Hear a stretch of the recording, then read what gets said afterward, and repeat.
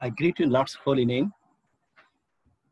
It's a real joy for all of us to meet together like this. I welcome brothers and sisters who are joined for this week. I'm so happy that we can study together God's word in this lockdown period.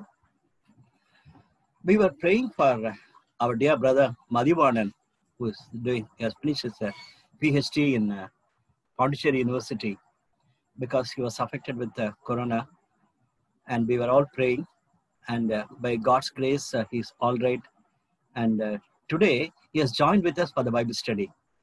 So I asked him whether he could pray for us, and he was so happy. Though there is a age of meeting for Pondicherry, he could join with us, and we need to continue to pray for him. His throat is not that much clear, and also his wife and daughter are at present affected with COVID. But God is good. God is really good. And thank you so much, Madhi, for joining with us. And I really want you to, yes, Ma, I want you to pray for us. We will pray that God will minister to us in this week through the book of Zephaniah. Yes, Madhi. Yes, sir. Am I audible, Anand? Yes, very clear. Okay. Dear friends, thank you very much for praying for us. Today I am feeling little better, but I'm very tired. And then compared to last 7-8 days, today I'm very tired. Might be due to the news that my daughter and my wife is also tested positive for COVID-19. And now, after I finish this prayer, maybe we are waiting for an ambulance. So my wife and daughter, they will be going to Jipmer for getting admitted. Please pray that there must be vacant beds, and this admission process should complete on time, and they must get proper treatment over there, and they must return safely. Moreover, my 65-year-old mother-in-law is with us, and my son John, he is 2.5 years. I do not know how we are going to handle him at home in my wife's and daughter's absence. It's really very difficult. Already I am COVID positive patient. I do not know how we are going to handle him. So really we are as a family traveling through very tough times. But even then, our Lord is gracious to us. Our Lord is good, and we hope that He would help us. He would enable us to navigate through this stormy sea. Now let us bow down to our Father in prayer, so that He would listen to our prayers, and He would help us in this Bible study throughout this week. Shall we bow down in prayer? Our Heavenly Father, we thank you and praise you, Master, for this wonderful evening time, O Lord. Lord, we are under lockdown, but you are not under lockdown, O Master. We all are under lockdown, but your word is not locked down. Our Heavenly Father, we submit each and every one of us into your mighty hands. We thank you, Lord, that Billy Anand could start this Bible study and continue in several series as books, prophetic books, and epistles and historical books, O Master. Thank you very much for the privilege you have given us. We thank you for giving Billy Anand this interest. We thank you that you could equip Billy Anand, and you could continue to minister to us through your servant, O Master. As we all bow down in prayer at the beginning of this first day, we will be studying the prophetic book of Zephaniah. Lord, we all know this book is completely about the end times. Even before some 2000 years ago, you have given your prophetic word through your prophet Zephaniah, O Master. As we study this prophetic book, Lord, you speak to us, you let us give ear to your warnings so that we can correct ourselves if there are any deviations, oh Master. Let the Holy Spirit be with us, guide us, and help us so that we could not only be listeners, but also doers of the word of God, O Master. We submit our billionaire into your mighty hands. You be with him, you bless him, and Lord, you anoint him as he will minister to us through your prophetic book, O Master. We submit all of us into your mighty hands. Let this Bible study be fruitful for each and every one of us who have gathered here. In the name of our Lord and Savior Jesus Christ, we pray. Amen. Amen. Thank you so much, Madhi. I didn't realize that Nandini and Jayan are going to hospital. Otherwise, I would have asked you to pray. But anyway, we'll continue to pray for you. Thank you for sharing. And thank you for prayer. Listen. Thank you. Thank you. Thank you. Thank you. My dear brothers and sisters, last week when we started our series on Monday, I gave a small quiz. It reminds me of my Greek professor in Union Biblical Seminary. He was an Australian. I was really afraid to go to his class because anytime he will have a quiz. With a very small paper, he will ask us to write the answers. So as I was preparing last week, I remembered Dr. Simpson. Last week, many of you could not write fully because most of you did not attend all the 18 or 19 classes. But today, I thought we'll have quiz only from 1st John because most of you attended, except 1 or 2.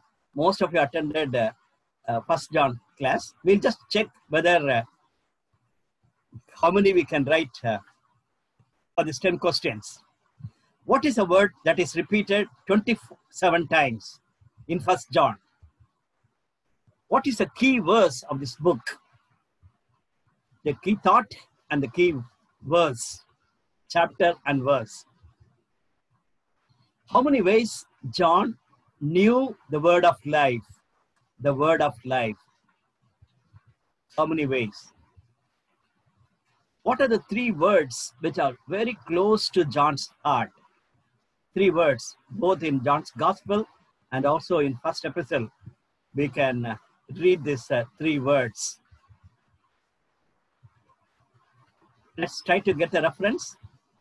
If we confess our sins, and one more reference.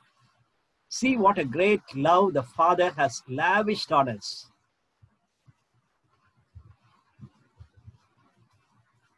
What are the 3 things come from the world? That's the 7th question. Do you know the content of 3:16? Some of you might have memorized it. You are all young people. People like me, we will find it extremely difficult to memorize a verse. At least young people, you have to memorize it. Others, do you know the content of 1st John chapter 3 verse 16? What is the confidence we have in approaching God? What John was telling. What is the confidence we have in approaching God? The last question, 10th question. What is a word that John is using 42 times in this letter? I'm sure that out of 10, most of you have got 8. If you have got 8, it's a very good mark. Let's go to the prophetical books. As Madhi has prayed, we were looking at epistles. We were looking at the Old Testament books also, both New Testament and Old Testament.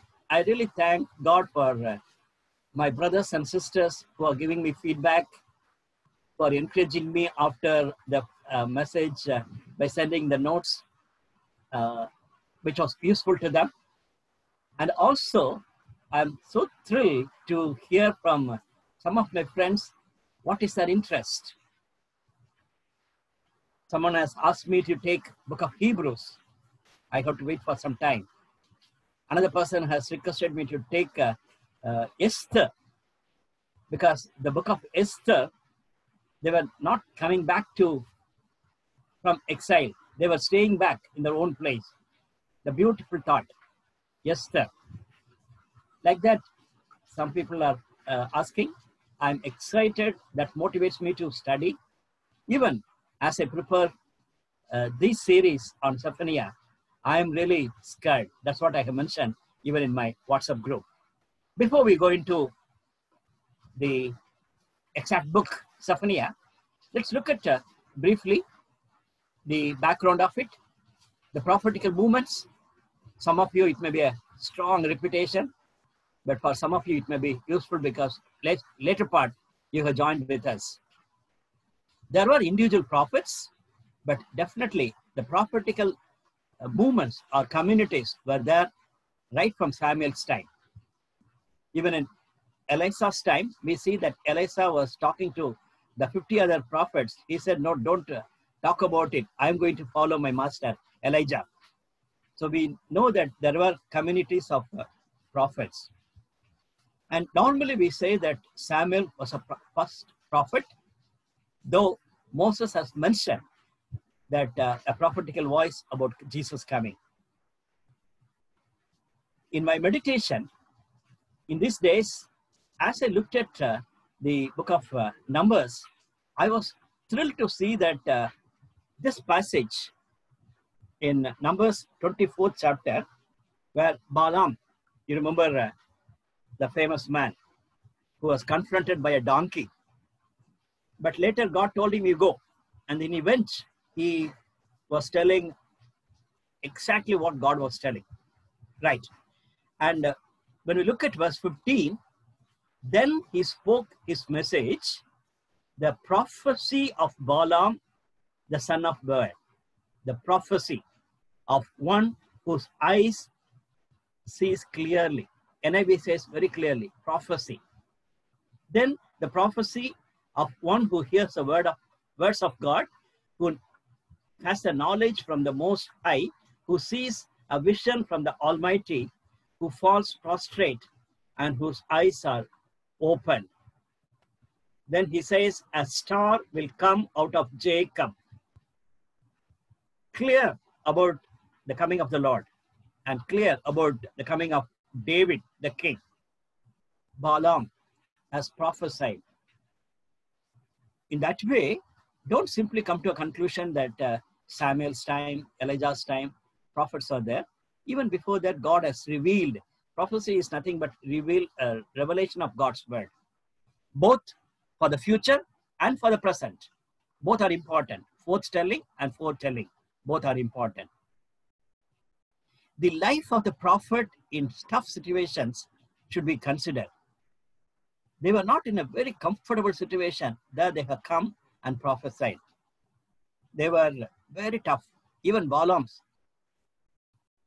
was pressurizing him like anything. Maybe he was not threatened to kill him, but he was very much pressurized. Emotionally, psychologically, he was really down. But still, he could speak out God's word. Here I want to stop and mention one more thought with you. When we studied the book of Jude a few weeks back, there we saw that Balaam's name is mentioned in a negative sense. Jude was telling Balaam's ways of greediness. That's what Jude was talking about. You remember that. Here in Numbers 24, we don't read anything about negative side of Balaam. What all God wanted to communicate to Balak, he communicated both for the present and later very clearly about the prophecy from 15. And 24, he closes this prophecy. And 25, then Balaam got up and returned home.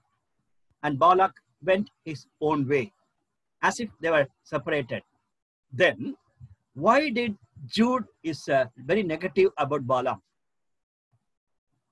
The commentators say,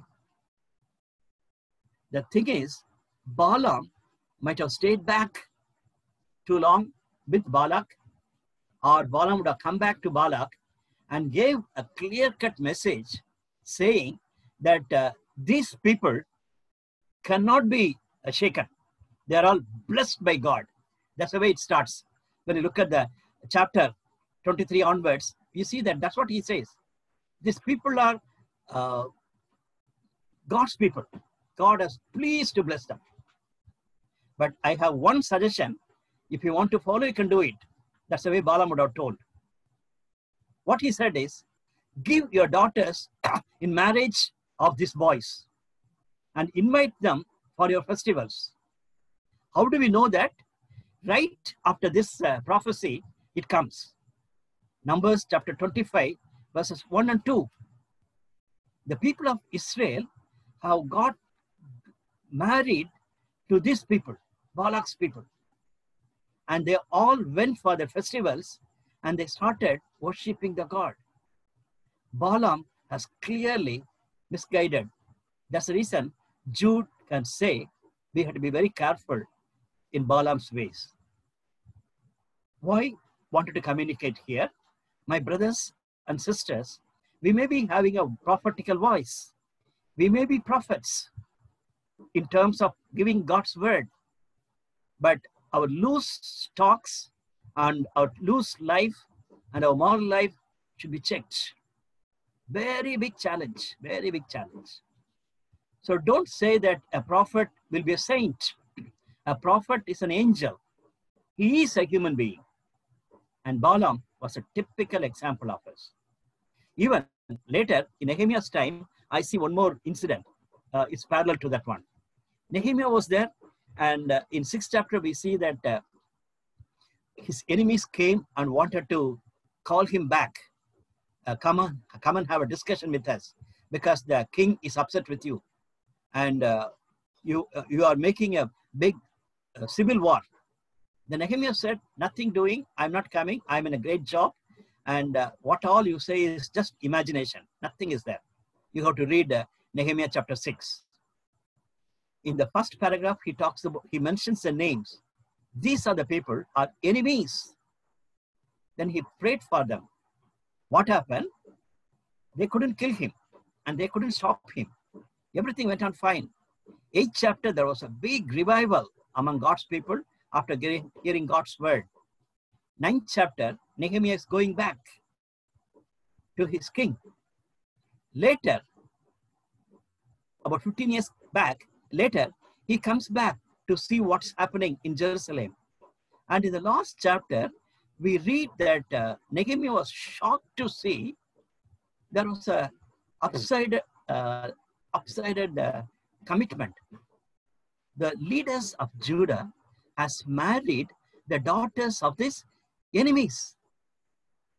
That means the enemies could not disturb these people, but the cunning way they have given their daughters to these people so that they can control this community. What I want to communicate here is, my dear brothers and sisters, marriage alliance is a big, big challenge. We need to be very, very careful, because the devil wants to bring his people back to his own kingdom by sending wrong notion like that. So as a prophetical voice, we need to be careful. At the same time, we need to be talking about family life. If there is a threat, it's going to be a fall of God's people. Right. Thus says the Lord is clearly mentioned in all the prophetical voice. That is not their voice. God says. So we need to make note of it. Fulfillment of prophecies are also another important factor we need to see. Immediate fulfillment is there, and some of the fulfillments are going to be very near.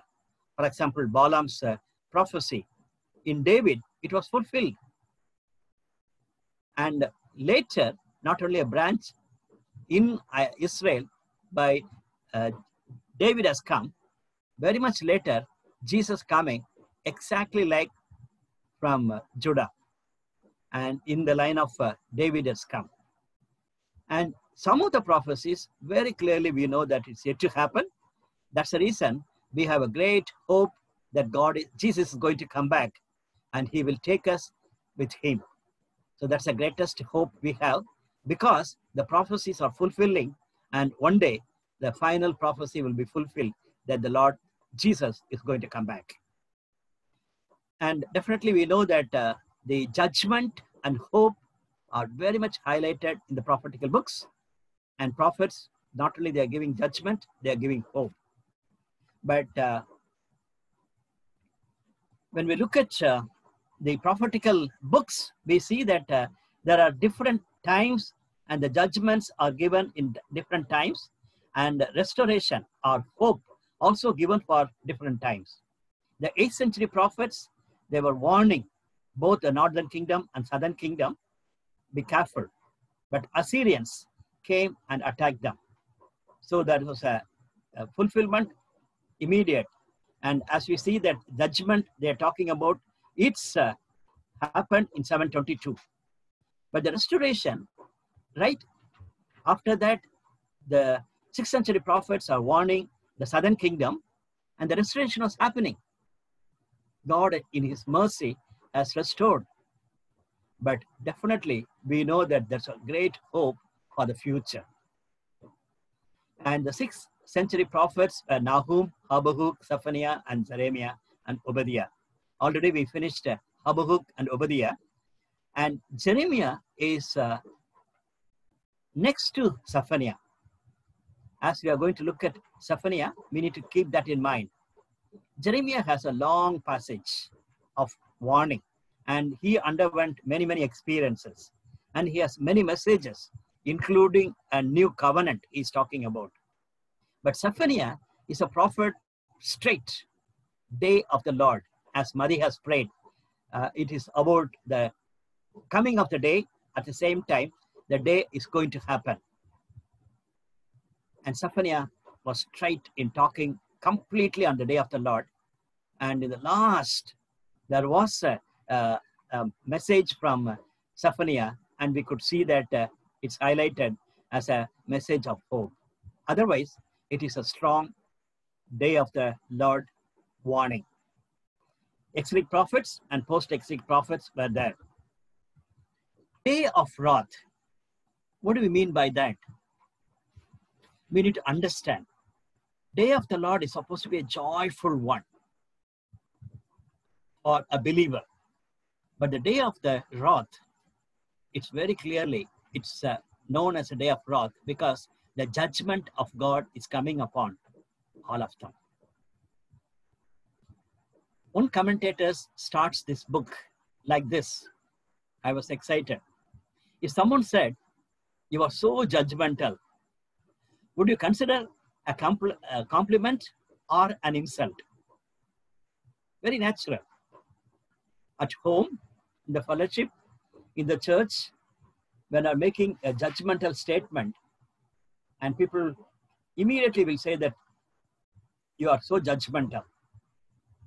In these days, not only the doctrinal matters, even in terms of many other things, our moral issues, our love for God, our love for others, in terms of social issues, and various ways in which we wanted to judge people and we wanted to correct people. Think of it. Will you take it as a compliment or will you take it as an insult?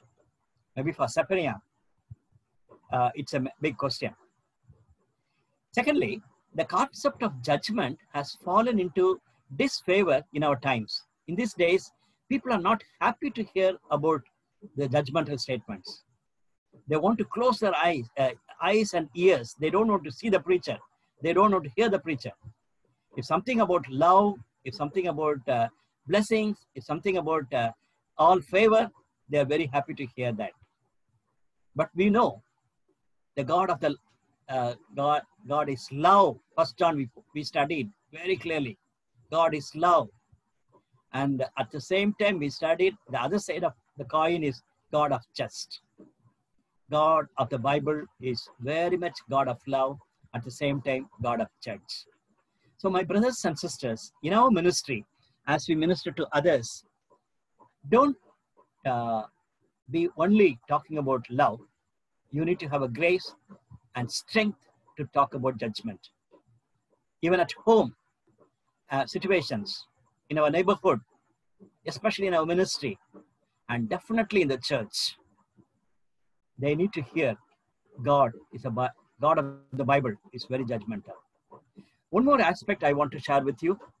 While our culture insists that all issues as shades of gray, God insists on viewing the world in terms of black and white.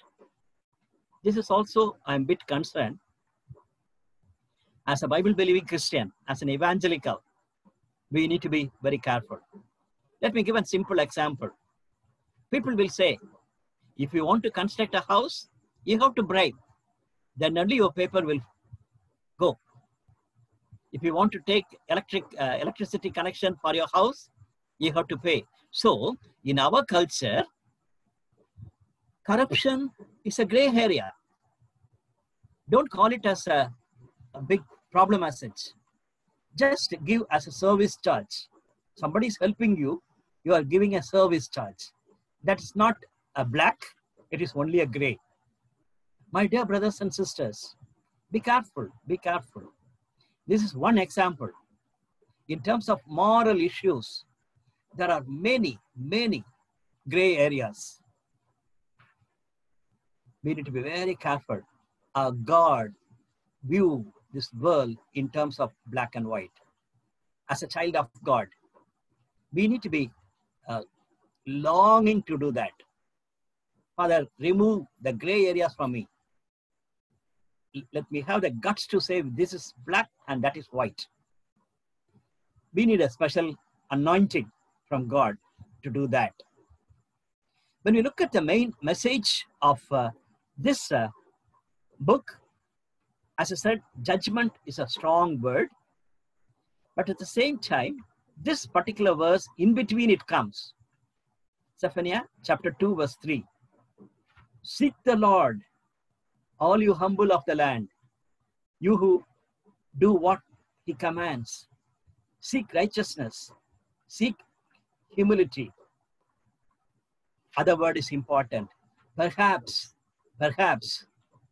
you will be sheltered or hidden on the day of the Lord's anger. One thing is very clear. It talks about the day of the Lord's anger or wrath. That could be the reason we can say that it's the main verse. Whole passage is on that. And there's a little hope if we can humble ourselves. That's the reason the prophet says, perhaps you will be hidden. And one more reason I have to tell you, the name of Zephaniah means hidden of the Lord. Hidden of the Lord. That's the reason commentators give importance to this word.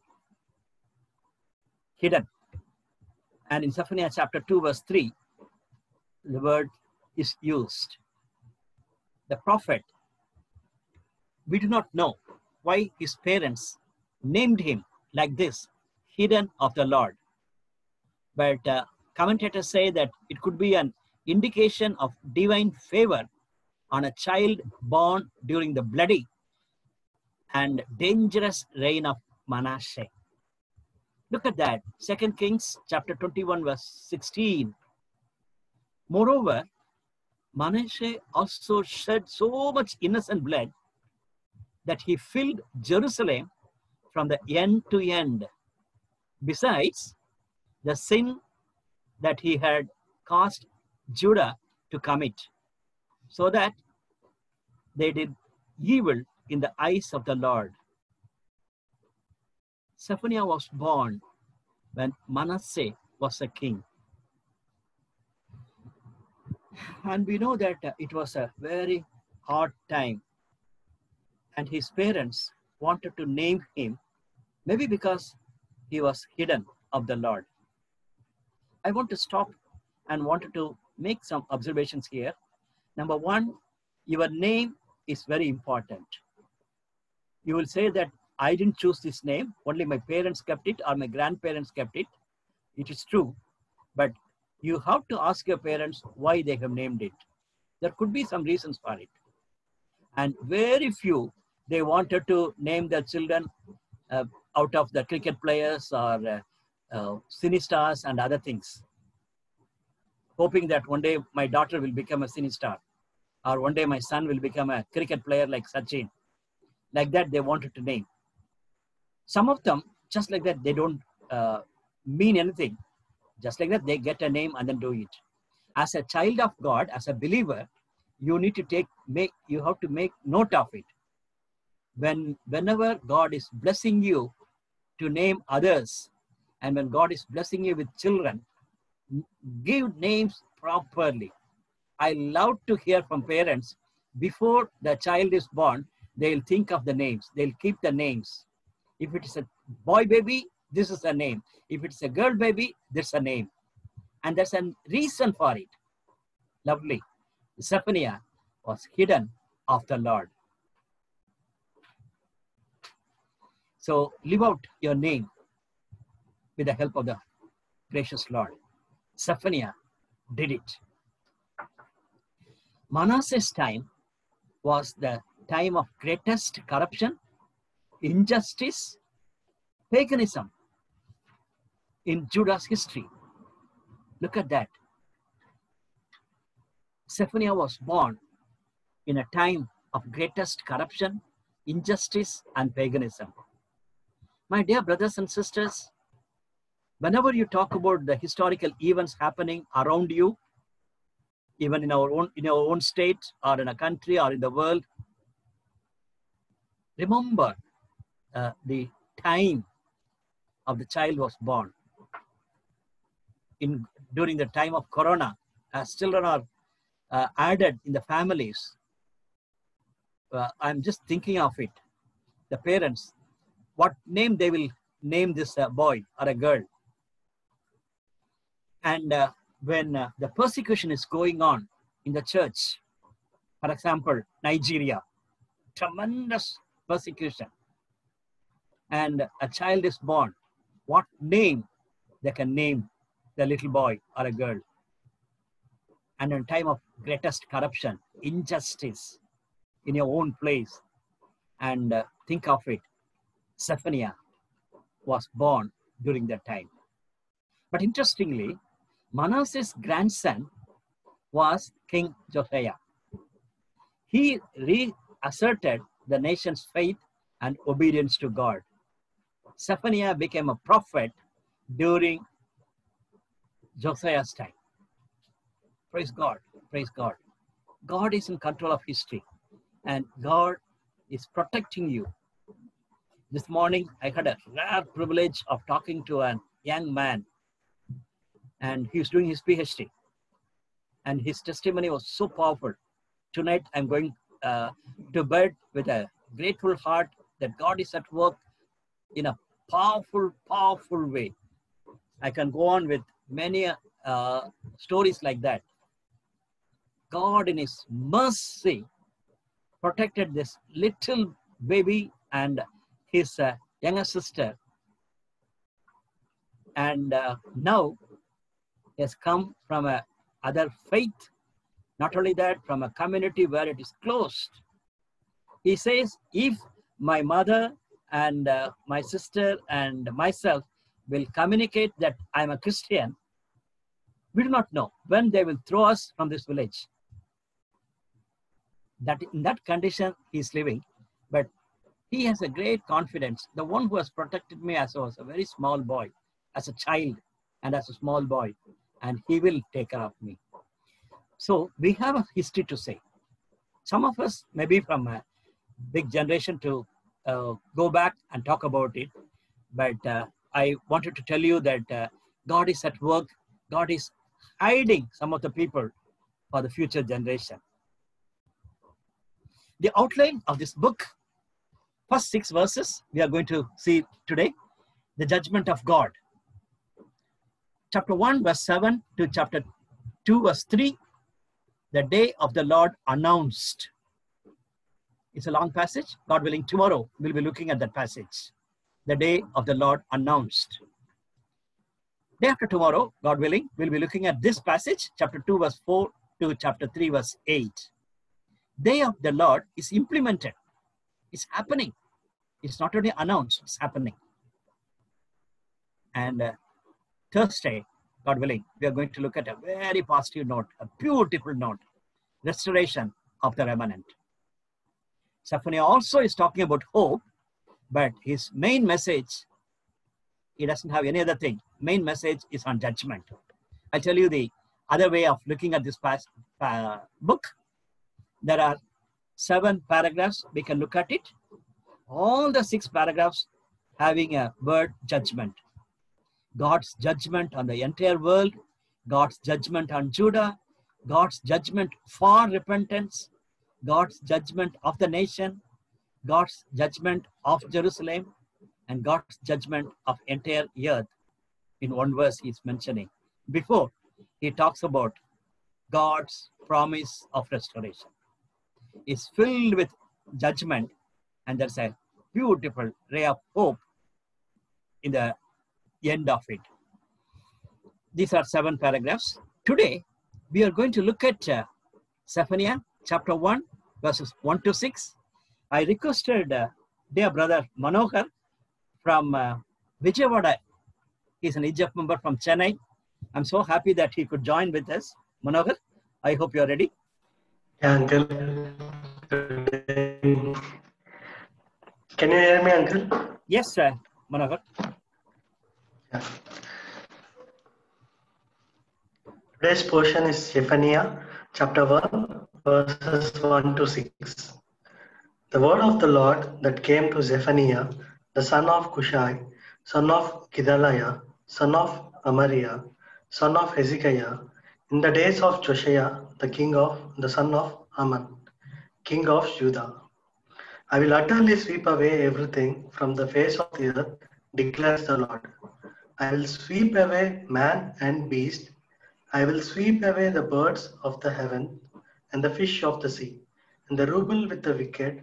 I will cut off mankind from the face of the earth, declares the Lord. I will stretch out my hand against Judah and against all the inhabitants of Jerusalem, and I will cut off from this place the remnant of Bala, the name of the idolatrous priest, along with the priest. Those who bow down on the roofs to the host of the heavens, those who bow down and swear to the Lord, and yet swear by Milcom. Those who have turned back from following the Lord, who did not seek the Lord or inquire of him. Thank you so much, Manohar, for this wonderful reading. I appreciate that. The judgment of God is very much clearly highlighted in these 6 verses. It's almost like an introduction for the other judgments. When we look at verse 1, a little bigger verse, but it has 2 powerful things. The God of history, as I said earlier, God is at work. Even today, as I hear this testimony, God is at work. And we think that only one particular church, one organization can minister and reach people. Not at all. God, in his mercy, are touching the individuals and transforming the lives of individuals. And God is hiding people, protecting people. The word of the Lord that came to Zephaniah, the word of the Lord, very important. My dear brothers and sisters, that's what we are longing to continue in this Bible study, because the word of Lord is important. It's not only just giving comfort during this time of lockdown. It is a great hope for us that word of Lord will revive my soul, will revive the community. And a day will come, the word of the Lord is going to be preached effectively, because I am rooted in God's word. With that convictions only, we are going on with this Bible study series. God's word is important, not experiences. It's true that you have to join in very good prayer meetings, and you have to pray, and you need an anointing and all sorts of experiences. But remember, the word of God is very, very important. Secondly, Look at this passage. Manohar could read the names without any problem. I appreciate that. But when you look at it, he says, son of, son of, son of. That means 4 generations are mentioned for Zephaniah. And ultimately, it stops with Hezekiah. You remember, Hezekiah was a godly king. And Isaiah could go and minister to him. Hezekiah. And this Zephaniah is from that lineage. My brothers and sisters, it's a very powerful message. God raises prophets from different backgrounds. A shepherd. I am not a prophet and not even a son of a prophet. That's what Amos said. But God called me. I'm here as a prophet. And here is a man from a strong royal background. Royal background. And very clearly, Bible says he was his great-grandfather was king of Hezekiah. What I want to communicate here is those of you who have come from a very good Christian background, you be careful. My grandfather or my father of grandfather became a believer and God has blessed him. And after that lineage, I'm coming. So I'm very conscious of it. Thank God.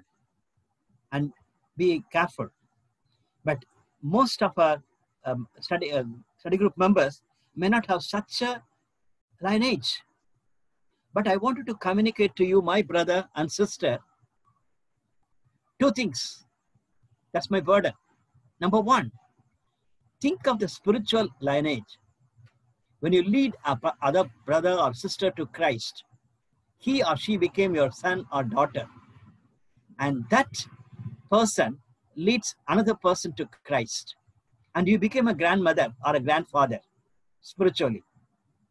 Think of it. If you can consciously work on developing a lineage, you can produce prophets like Zephaniah in your time. So don't miss the spiritual lineage, work on it. And don't just look at the Christian boys and girls who are in the campus and active in EU and EGF, and don't have any jealousy of them. You yourself are developing a spiritual lineage. That's the way I want to encourage. Because in these days in EU and EGF, I'm a bit concerned that my friends who are coming from other faith, coming to know the Lord maybe as a 2nd generation or 1st generation Christians, they have a feeling, oh, she is from a 7th generation Christian and he is from a pastor's family. They mention, and especially they say that he is from a EGF members family, staff workers family, and they somehow have an inferior feeling spiritually. Please don't do that. Second point is important. My brothers and sisters, when you get married, you take right decisions about your marriage. You cannot afford to marry an unbeliever. And don't stop that lineage. You may be the first convert. You may be the 1st generation Christian. You marry another 1st generation Christian or a Christian brother or a sister from a Christian background and develop a lineage of God-fearing children and grandchildren. So today I want you to take a decision. If you are not yet married, I am supposed to marry only a believer, and I'm supposed to bring the spiritual lineage. Okay, both ways I wanted to look at it. I wanted to challenge you. Second verse and third verse is about the whole world. I will sweep away everything from the face of the earth, declares the Lord. I will sweep away both man and beast. I will sweep away the birds of in the sky and the fish in the sea. My God, the way in which God's judgment is severe and talks about the whole earth. Immediately, we can remember Genesis chapter 6, verse 7. where God is speaking. So the Lord said, I will wipe from the face of the earth the human race I have created, and with them the animals, the birds, and the creatures that move along the ground. For I regret that I have made them. Through Zephaniah, almost like that only he's saying, the man and beast and birds, creatures, God is going to punish them. Interestingly, verse 8 of Genesis 6 says, but Noah had mercy in God's eyes, favor from God. Noah. My brother and sister, God's judgment is so severe, but be like Noah, have a favor from God. And when you look at these verses, we know that God's punishment is severe. In the last summer in Australia, all of us heard stories how much the fire has extended and killed people. And above all, it killed the nature. The birds, the animals were killed. And we could see some of the pictures, very, very moving pictures. So when we think of judgment, it's not only the final judgment, as Madhi has prayed. It is not only the final judgment, it's going to be severe. Even in these days, when God is punishing us, the creation is reversed. And at least in verse 8 of Genesis 6 chapter, we see that there's a mercy, or grace is highlighted. There was one family was receiving grace or mercy from God. But here in Zephaniah, nothing is mentioned. Only in chapter 2, verse 3, he says, you humble yourself, perhaps, like Noah, you will be blessed. That's what it says. So the creation is longing for deliverance. Then, verses 4 to 6, we see that there are 5 different groups within. In this passage, it's very clearly highlighted, 5 different groups. Look at Zephaniah, how he is developing slowly. He starts with, I will destroy every remnant of Baal worship in this place. Baal worshippers, they are clear-cut idol worshippers. They didn't consider God as a God at all. They thought Baal is a real God, the one who is taking care of them. And there was a group of people, they stayed back even after Jehoiah could clear them off. Jehoiah was doing many reforms, and there were some remnant of Baal worshippers. Then we see that idolatrous priests, along with Baal worshippers, there were priests. Look at 2 Kings chapter 23, verse 5. He did away with the idolatrous priests appointed by the kings of Judah to burn incense on the high places of the towns of Judah and on those around Jerusalem. It was exactly happening in Northern Kingdom. Before Assyrians came and attacked them, they did like that. They developed idolatrous priests, and they were doing it. But very unfortunate, Manasseh has brought this system here in Judah. And they were doing it. And those who burned incense to Baal, to the sun and the moon, and to the constellations and to all starry hosts, every natural things which are can be worshipped, they were doing it. What a pathetic condition it is. So they were the idolatrous priests, along with Baal worshippers, they were doing it. And in verse 5, we see that those who bow down to the roofs to worship the starry host, already we saw that.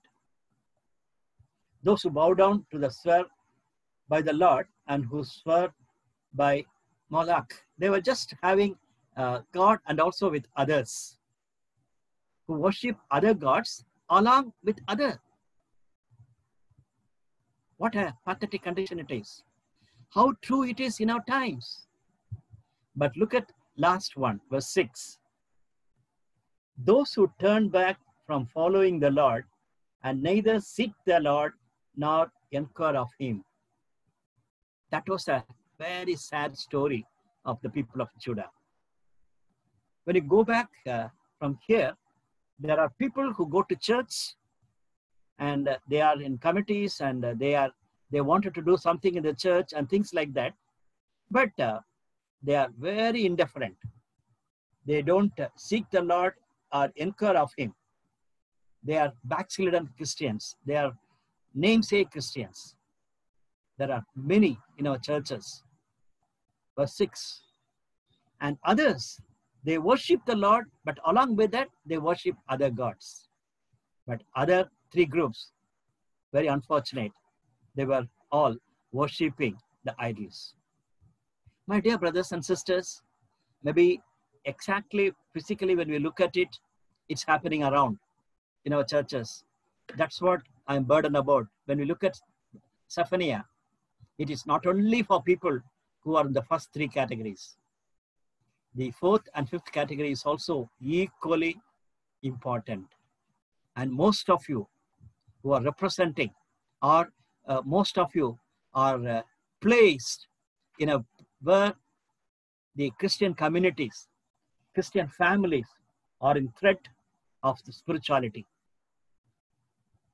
Are they religious? Very much religious. They want to worship God and other gods also so that persecution will not touch them. When Christian comes or when they are behaving as Christians, others cannot come and do that. They cannot stop them. Okay. And last one, we can see that they turned away from him and they were very indifferent. Okay. Very indifferent. How many churches and how many Christians are there for namesake? Not only in our own place, not only in our country. Look at the Western countries. Many of my brothers and sisters are saying that many of the Western countries have old people as church members. And many young people are not excited to go to church. And they may have nice names, Elizabeth, Mary, Esther, Daniel, all sorts of nice Christian names. But even in the register, they may not be Christians. So we need to be very careful. They behave indifferently, but they turn away from the real God. God's judgment is upon the nations. In this context, I have three questions for us to consider. What is my immediate reaction when I hear about severe judgment of God? When God is going to talk about his severe judgment through Zephaniah, what is my immediate reaction? One could be, I'll take it very lightly. Otherwise, I'll get PB, blood pressure. No. The other thing, I could say that, yes, the church is very bad. Definitely, they need judgment. We don't think of ourselves part of that corrupt society, corrupt church. Please think of your reaction when you hear about the severe judgment of God. Not only the future judgment, even in present, the corona and all sorts of difficulties as an after effect of corona as part of God's judgment. How could I communicate the severe judgments of Zephaniah to other Christians? In my church, people are not willing to hear. And how I'm going to communicate this severe judgment? Thirdly, knowing the seriousness of this, what should I do now? I have to humble myself. I have to pray. And I have to seek God's mercy on my family, on my community, on my church, on my nation. And this is a way we need to respond. Let's pray together. Father, we thank you for the lovely book of Zephaniah. A great man, Zephaniah, could be very spiritual, very alert of knowing what's happening around. And very clearly, he could speak out with the guts about the judgment of yours, about the day of the wrath. Lord, when we hear even this introduction, we are really scared that we don't have such a guts to talk about in a clear sense. Forgive us and forgive me, Lord, and give us your grace. Even as we are going to continue our study from the book of Zephaniah, minister to us. And we know that with a purpose you have called us, with a purpose you have made us to be in this capacity to share God's word to others. Help each and every one of us to be thoughtful about our commitment and being faithful to your word. Thank you for hearing us. In Jesus' precious name we pray. Amen.